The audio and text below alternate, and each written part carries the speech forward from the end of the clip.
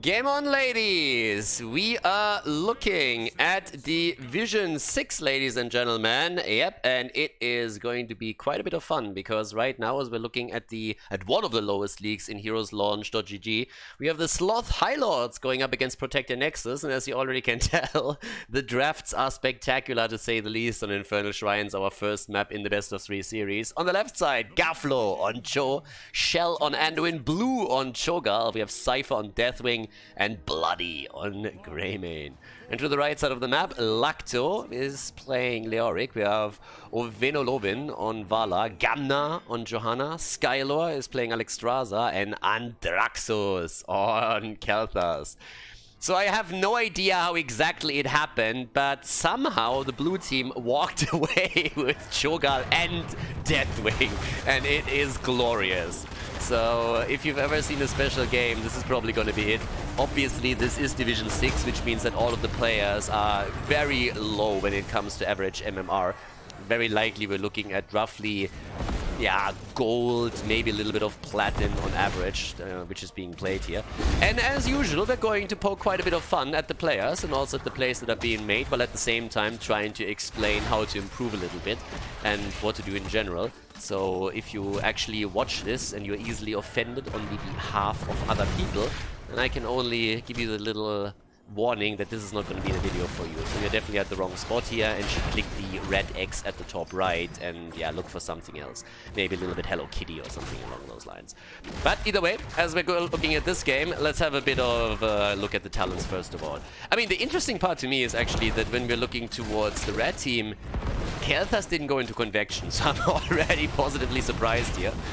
Andraxos is currently going with the traditional globe talent and trying to make a play there, so that's already going to be good. But with ChoGall in particular, it's going to be more than a bit interesting to see how that mashes up with Deathwing. We had an epic battle between ChoGall and Deathwing. And to make it even more interesting, it actually happened on Division S North America just the other day. So that put a bit more spice to it. It was obviously much higher level of play. But in this case, it's slightly different. Also, for everybody that is wondering, hey Khaldor, what exactly is actually up with that observer interface that you're using there? Don't you usually have a different one that's a bit better for stacking talents and stuff? You are absolutely correct. The reason why we cast currently with the old school Blizzard UI, which is very inferior, is that this is actually a replay since the patch just dropped a day ago, but I didn't want to deny you guys the ChoGall and the Deathwing setup. So we're jumping into that. Yeah, that's pretty much the reason. Valla all ready with the brain fart. Nope. Ah, the level 4 talent choice. Creed of the Noob has been chosen. Nein, nein, nein, nein, nein, nein, nein! Valla, you deserve only one thing. If you ever take that talent, ladies and gentlemen, it is utter garbage. It is trash. It is horrible. It is absolutely atrocious. Never take Creed of the Noob.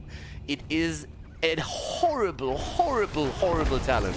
I can understand the sentiment when you're going up against Deathwing and ChoGall that you immediately jump to the conclusion you need to have massive auto attacks to drop those hit point heavy heroes. Totally understandable, but the talent you're looking for is not the level 4. The talent that you're looking for is Manticore on level 16 and the Farfly Quiver as a follow-up on 20.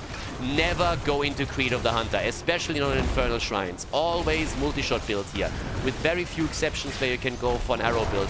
But this talent is horrible. You will, in your entire Heroes of the Storm career, you will never win a game because you picked Creed of the Hunter. You will always only win despite the talent choice and would have won the match anyways. Creed of the Hunter against any team that is halfway decent, you will have massive problems stacking it in the first place.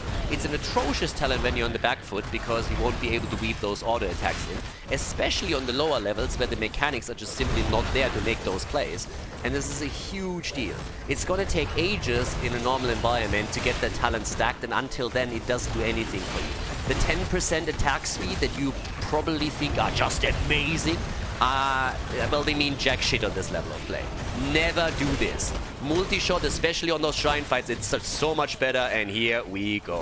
First blood is in, Leo and Johanna are down, Valla is already on the run and could actually fall to a... Oh, the cocktail just barely missing. But yeah, 2 kills against 0, and the Sloth High Lord slightly ahead. And Kel'Thas gets roasted. Salami. Yep. Once again, the bait on the Punisher before the wall, so a big mistake here, but since we are currently looking at a team on the red side that has pretty much been eliminated, and they also got value through the camp that they took at the top lane, Shaman camp doing value, I'm gonna let that slide for today, but of course you always want to bait the Punisher over the wall here, and yeah, then we're going to check that out. But yeah, let's see. Towards the mid lane, that's currently where we have Gamna and Skylor. And we're going to take a look at Valla and her stacking every now and then. At least he went into Death Dealer, so that's a normal talent to take with that build. But as I said before, it is pretty bad. As you can see here, Valla has currently 23 stacks. Which honestly, as low as that number seems, for a game here that is still kinda okay-ish, but as I said, it's a horrible talent. Even if you complete it quickly, it will never give you the value that you actually need. Especially when you're playing on Infernal Shrines, you want to have that wave play, you want to have that AoE, and if you go into a normal multi-shot setup on level 4 and level 7, when you fight on the Shrine, not only are you going to get way more damage against the opponent's team, but you in the process are also going to take some of those minions that you need for the objective. So you always should play around the multi-shot build. Depending on the situation, an arrow build can also be used, but those are the only two viable builds on Valla in Heroes of the Storm right now. As tempting as it sometimes may be. Another quick kill as Deathwing just absolutely roasts them. And Valla, as you can tell, is again on the run. And if you are on the back foot, as I explained earlier, you will not be able to get these auto attacks in, especially when the mechanical skills are missing, which they definitely do in Division 7 and Division 6, which we're watching here. So Leo, of course, is going to try and capitalize a bit on the drain value against ChoGall and Deathwing. The percentage damage is something they can definitely use. Valla goes down, quickly eliminated here. The level 10 ability is still missing for them, and without heroics, obviously not a good fight for the red team. And the Sloth High Lords are capitalizing on that completely. Greymane has by now taken to the top lane again, and as they already obliterated that fort earlier, they now have also a structural advantage. With 5 kills against 0, you can already tell that this is starting off very nicely for the High Lords. And they're already working at the damage down to the bottom of the map. Anduin, interestingly enough, has actually not made a choice yet on his level 10 ability, so he can still wait for that. Another thing that we should probably also focus on a bit is a level 10 for Khaldor. We have, first of all, already the Entomb out. And Valla decided that she wants to go into the Raid of Vengeance, most likely against Bloody for the extra stun. But traditionally, what you actually see a lot more these days is Strafe again. Not only does it get played in Division S a whole lot, but also in the other leagues it's starting to make a huge resurgence, so that can weave the damage in. It's always a question if you need the stun or not. Now, Valla getting attacked once again as she's attempting to work a few more auto attacks in. Khaldor hasn't picked his level 10 yet, which usually means Pyroblast, which is not a good choice. We've been over this. But also, it seems like Leo is a bit too aggressive here. Nearly going down, but the Lifeline on Alexstrasza keeps him in play. Here comes the attack again as they're trying to go for Johanna, and Jojo is down. Blondie bites the dust as ChoGall is jumping indeed. Greymane isn't even here. Greymane is taking a camp, because camps are important, as we've learned in Plastic and Wood League. So immediately to jump onto that, which pretty much means that it's a 4 versus 5 that was just fought and lost by Protect the Nexus. And they have huge trouble protecting anything here. Now they're trying to make the play for the top shrine, where of course the next Punisher is being fought over. And Khaldor will have to take a talent at some point. Let's see what he's gonna go for. I'm worried, to say the least. In comes the kill against Alexstrasza, and Druxus is apparently still reading talent descriptions because he still didn't make a heroic choice yet. Leo with a missed Entomb here as ChoGall just simply moves out, and he alone zones out 4 as the rest of his team goes onto the shrine. Another attack, Khaldor, and he's in trouble, and he's down, and has still not taken his level 10. Yeah, they're pushing this heavily, and there's even a lockdown against Johanna. They might get another kill in against her, and indeed they do. 9 kills against 0. And just for funsies, let's have a look at Valla. As I said previously, a hero like Valla, when she is on the defensive and has to play from behind, is going to have trouble to complete her quest. And just look at this. 9 minutes in, we're on level 13 already, and Valla is still only at 50% of her quest. So the entire setup until now, useless. Let me emphasize this. Useless. And to tell you how I really feel, a shit talent that doesn't make any sense and should never be chosen. Not even when you're drunk. Okay. If anybody asks you if Creed of the Hunter is a talent that should be considered in any build, your answer instantly needs to be... Nein, nein, nein, nein, nein, nein, nein! If you take anything away from this stream, it's this.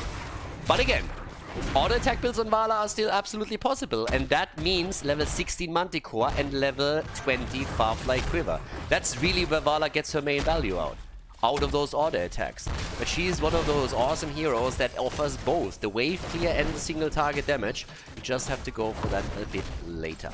Kel'Thas at level 13 nearly has still not taken his level 10 ability. I'm not quite sure what he's trying to hide here. I mean, it is Division 6 after all, so you kind of expect Pyroblast, to be honest with you. It would be more of a surprise if he picks a good talent like Phoenix at this point.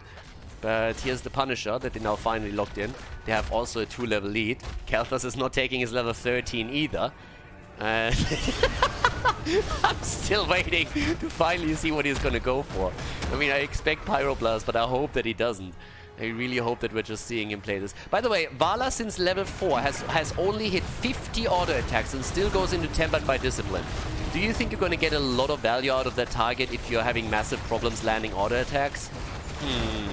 Probably not. So yeah, there's a bit of damage. In comes Deathwing. And the big question, will the game end before Kel'Thas picks the heroic ability? I can tell you that the keep is very likely gonna be ended in any moment now by the Punisher, as he's going in for that. But there we go. Let's have a quick look at the damage output while we are looking at the fight here. Kel'Thas is dead again without a 10 and a level 13 talent. Johanna hasn't picked a level 13 yet either. On the damage numbers, Leo is the one currently shining for the red team, if you can call it that. Not a single kill against the blue team. And now we have 30,000 damage for Deathwing. And there it is! Phoenix finally chosen! They have picked a talent, ladies. But of course, it is, well, not even being used. Valla is down. She ended the game with 81 stacks. Well, at least she was able to get a few more in. But that is, of course, the conclusion of the first map. Infernal Shrines, and the Sloth Eye Lords take the big victory. GG, well played.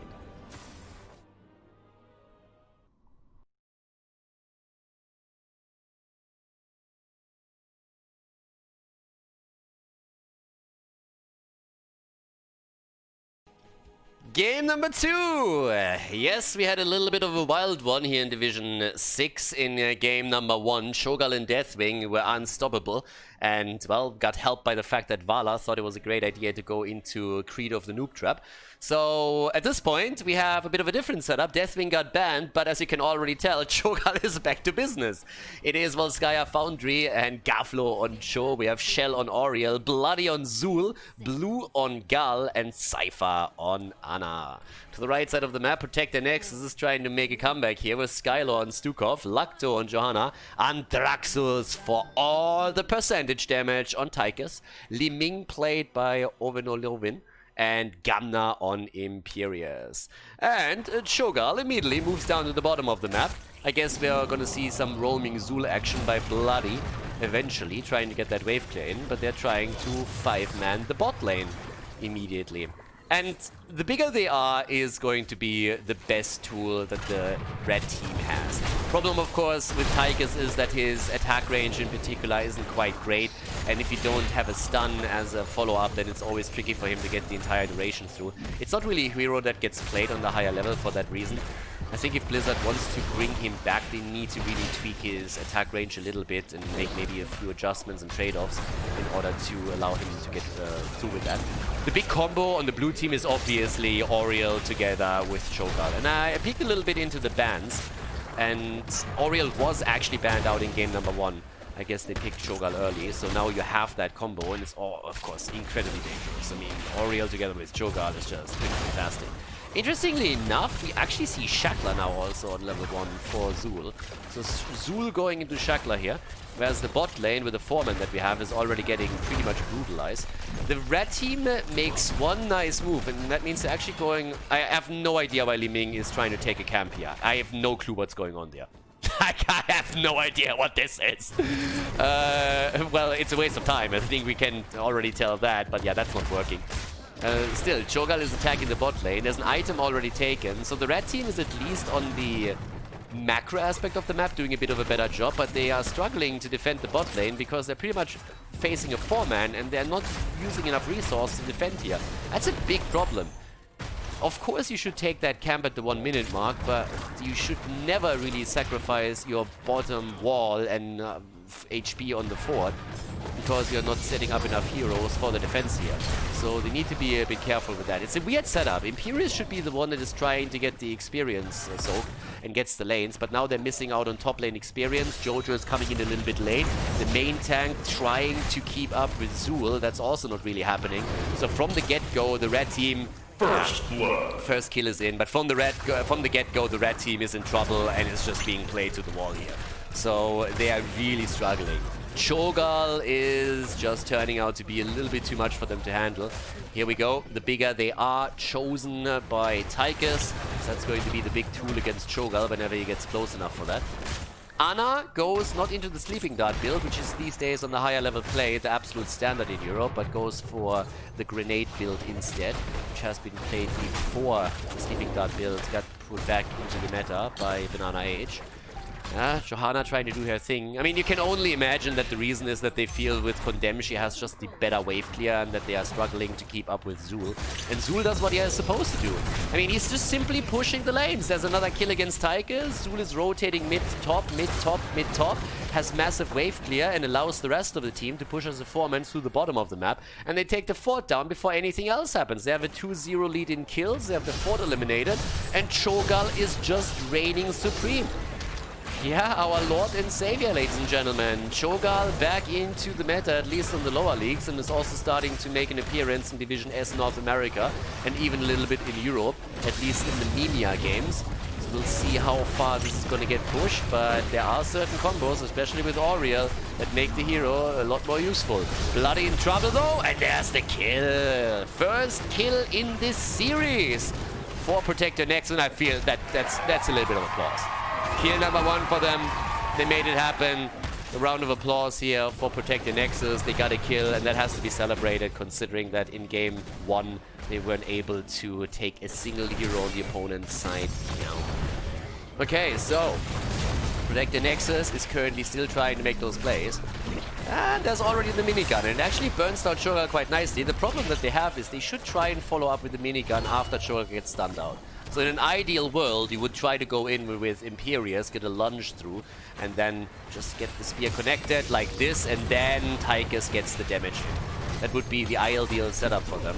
But of course, after level 10, you pretty much have to kill ChoGall twice, unless you eliminate Auriel before that. Like here, for example, there's the second kill, and all of a sudden the red team is starting to get some value. Gamna is trying to get close enough. That has to be a kill. Yeah, grenade to the face. Bruno Mars wasn't here to catch the grenade for her, so Ana dies. And now with 2 kills in this fight, the red team gets a little bit more momentum that might even lead to a protector if they're lucky.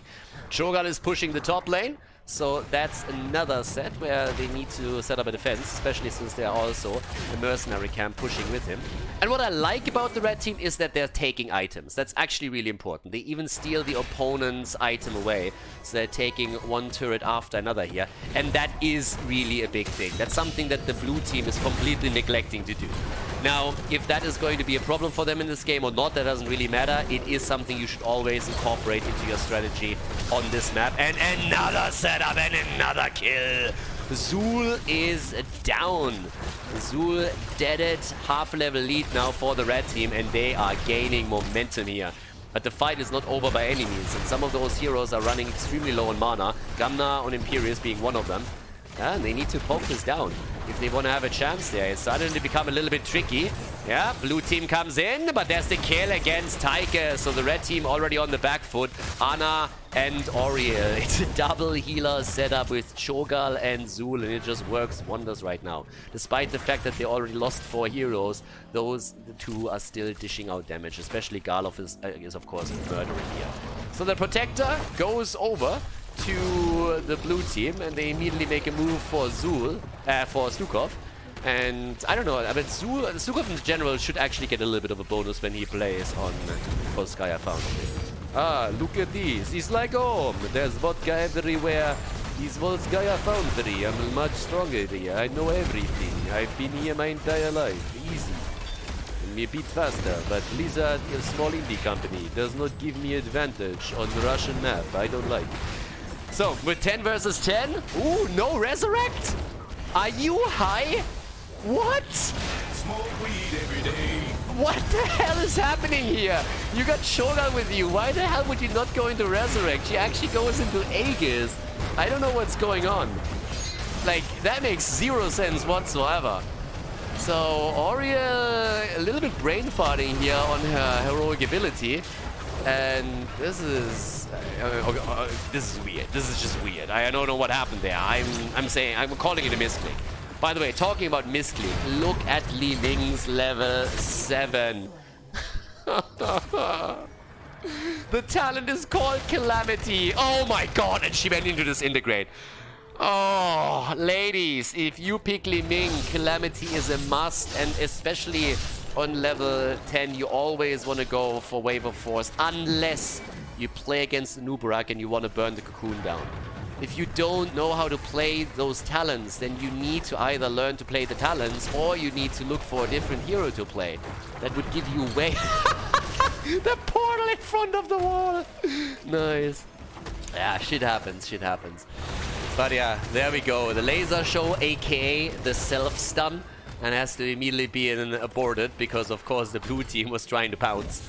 Now it's 5 kills against 4, and they're again ahead with the Protector and the push through the mid lane. They destroyed the second fort, so now 2 of those are already down. Nobody moved to the top, which is the normal rotation on Volskaya Foundry to take the fountain down. But Zul is still taking care of it, so Bloody is the one to try and make sure that there's no sustain for the opponent. And the rest of the team is pushing the bot lane already. So they're starting to move in over here with an attempt to, I guess, break through the wall. Johanna is again pushing the side lane, but I honestly don't know what Li Ming is doing here. Again, this is not the talent that you want to play. If you feel forced to pick this integrate for whatever reason and you go into an AWP build over Calamity, do yourself a favor and either just learn the better talents on the hero if your main goal is winning, or if you don't want to do that, instead just pick a different hero. That was a good shot, good connect, nice save by the way with the Aegis against Ana. But there's a little bit more damage coming through. And there's the kill! Down goes Imperius, and it seems like Tychus is also going to bite the dust, isn't he? At least ChoGall is trying to rush him down, and yep, there we have it. On the kill count, Gal is now sitting at 40,000 damage at this point. 32,000 for Imperius. Li Ming and Tychus are way trailing behind here. I mean, the hero that has, the bigger they are, and Li Ming, who normally is able to dish out a lot of damage, are currently just absolutely suffering in the damage output. Oriel has more hero damage than Tychus or Li Ming. Think about that for just a second. It's actually crazy. It's honestly insane. So, yeah, maybe not the best choices here. But I'm coming back to the advice that I usually give in the lower levels. Focus on a role and play 2 to 3 heroes within that role. Focus on meta builds on those heroes and practice them and practice them. The biggest mistake that is being made at the lower levels is that people are trying to be too diverse in their hero pool and then end up with a bunch of heroes that they can't really play and where they oftentimes also don't know which build they should play. So, biggest piece of advice, focus on a single role and play a couple of heroes in that role, but not too many. Maximum of 3 to 4, at least at the beginning. And again, we're talking about the lower levels here. Alright, another big shove coming in, but guys, this keep is pretty much toast. So despite the fact that they are currently... Oh, she went glass cannon too! Like, what the hell? Nine, nine, nine, nine, nine, nine, nine. It's like she wants to meme, and she's about to die any second. Girl, come on, you're better than this. Well, maybe you're not, but I'm trying to pretend here at least. Insta punishment. And yeah, this is the meme dream at this point. Oriel, on the other hand, goes down, so that's a good one. 8 kills against 5 now. And as you can tell, the level 16 talents are going to be in there soon. By the way, when all of this happens, Zul is just playing his own game. Zul is playing PvE. He's like, what do you mean Heroes of the Storm is played PvP? The other team? What are you talking about? I'm playing against minions and I'm taking the Protector. That's all that I do here. Tychus goes down. Ana is still on the run. And come on, boys. Sleeping dart to the face. Yeah, at the top, this is still pushing, and Bloody is saying, like, yeah, I'll play my own game here. It's just like, fine, I enjoy my time here. So now 16 talents are in the hands of the blue team, which of course means that they have another massive power spike. The Bone Spear on Zul is just one of those examples. Reservoir of Hope is in as well. And, well, push into a position where they're already struggling and falling behind. The red team is starting to take the control point for just a moment, but with 99% already, it doesn't really look real good for them. 2 levels behind, plus a talent behind, and your opponent has already 99% on the progress bar. You can see how this is going here. So in we go. There's a quick setup on the beacon, but the fight is in. Li Ming with the glass cannon is suffering a lot because ChoGall is pretty much jumping on her every chance that he gets for good reason. Bloody though's in trouble, and the kill is in. There's a disintegrate again, and Li Ming is once again getting wrecked. Yep, slips off the map even over here. Triple kill for ChoGall. He's absolutely murdering. And of course, it's made even easier by Li Ming going into Glass Cannon. Glass Cannon, ladies and gentlemen, is an atrocious talent. If your opponent has any kind of setup where they have a hero that can get to you, Glass Cannon is horrible. Actually, Glass Cannon is just horrible, just period. Of course, you can sometimes win a game, because in lower leagues, the opponent is bound to make a lot of mistakes too. But if there's any kind of setup where they will ever touch you or they're just gonna take you apart. Especially with this build. If you self-stun yourself already with this integrate and then you go into Glass Cannon, you're pretty much just asking for trouble. Tigers has also died. Now they go for the keep here. Again, the one at the bottom of the map has already fallen, so they got the keep here earlier. Catapults are massing here. We have 13 kills against 6, and the ChoGall setup is just absolutely crushing through this game. 60,000 damage by now on the side of Gal. The keep at the top is about to fall. Yeah, ChoGall is moving away. Keep in mind, there's no resurrect. ChoGall goes down, no resurrect, and they have to move back. But Oriel, with a whip in the wall, the quick kill against Johanna. Nicely done. The core is losing hit points on the other hand, because, well, there's 3 catapults that are homing in on it. Tigers is trying to deal with that, as at the top there's still a bit of a fight happening. By the way, we still have Li Ming far behind, even with Glass Cannon. Compared to, well, first of all, Imperius, for example, and even Tychus, who has died 6 times, is pretty much on the same damage output that she is. And we have at least 16 talents now for the team in blue. So I guess that's something. It's a glimmer of hope in this game. They're 20% down on the core. 19 versus 17. The keep actually hasn't fallen. The keep is actually still there. So, yeah, they hold on to that for a bit longer. Bloody at the left side is still trying to grab this. They're obviously waiting for ChoGall to come back, and with level 20, it's going to be a big push for them. But in we go. Another quick setup for another item. It's actually going to be one of the first one in this particular rotation that they grab. Yeah, it's a tough game for them. And again, coordination is everything here. I talked a little bit earlier about how you need to try and supply Tigers with a good stun so that he gets his trade value against ChoGall and can burn him down. And of course, Li Ming doesn't really help the case with the fact that she is just too squishy at this point and is always seemingly on the run whenever someone moves for her because of the glass cannon approach that she went for. No Calamity doesn't help the cause either. I still have to wrap my head around the fact that Oriel didn't take Resurrect with ChoGall in the mix, but hey, they are at least winning, and they are heavily winning at that. Yeah, there's finally the kill against the top keep, so that's 2 keeps down. And the blue team is pushing. They have level 20 and they're saying, like, screw it. Objective not needed. Let's go for it right away. And they're getting some mad damage out with a quick kill against Johanna. This could be the beginning of the end right here. They get the damage against Tigers. Odin is nearly down and bombs away all the time. Another setup against Stukov, and he barely makes it out, but that was a clutch call too. And they're already going for the core. Obviously, the smarter play, the more easier play would have been to just simply wait for the next objective and then take the Protector. But in Division 6, if you are that far ahead, you can make a push like this happen, and that's exactly what they're aiming for. 17 kills against 8 now. They take Protect Your Nexus completely apart.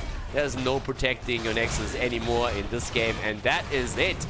A double win for ChoGall in this best of 3 series here in Division S, as the Sloth High Lords take the high road and brutalize Protect Your Nexus with a 2-0 victory in the best of 3 series. GG, and well played.